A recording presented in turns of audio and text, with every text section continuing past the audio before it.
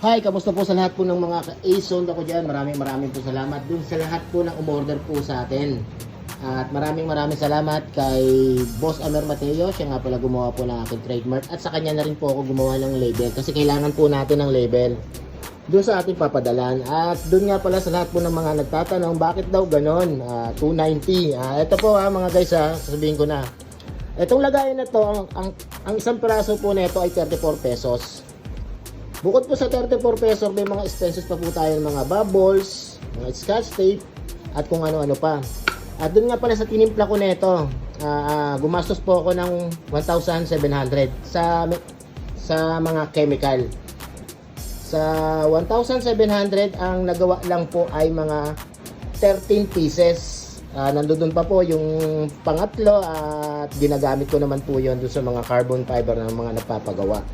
Napakaliit lang po mga ka-Ace Honda po ang kinikita po natin dito, pero okay lang ho, at least na ibabahagi ko po sa inyo yung pinaka matibay at pinaka the best po na primer pag kayo nag carbon fiber, lalong lalo na po doon sa mga wala pa pong alam, yung mga nag-uumpisa pa lang po ng DIY, at doon din sa lahat po ng mga tinuruan ko.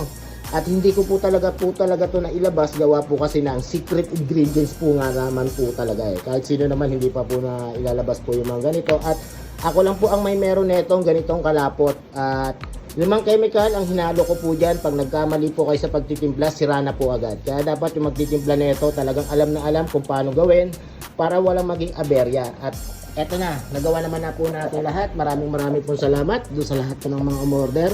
Mindoro, 2 sa Pangasinan, 2 at saka isa pa sa Pangasinan.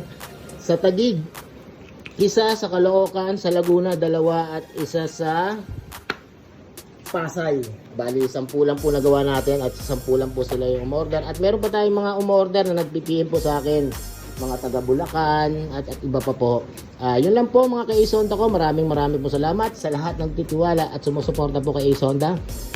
Garantisado mga guys, mga ka-Ace Honda ko, sobrang tibay niyan at hindi bumibitaw talaga yung ginagawa nyong carbon fiber. At dun nga pala sa lahat po ng mga gusto pang mag-avail, umorder, direct PM lang po, direct message lang po kay Ace Honda.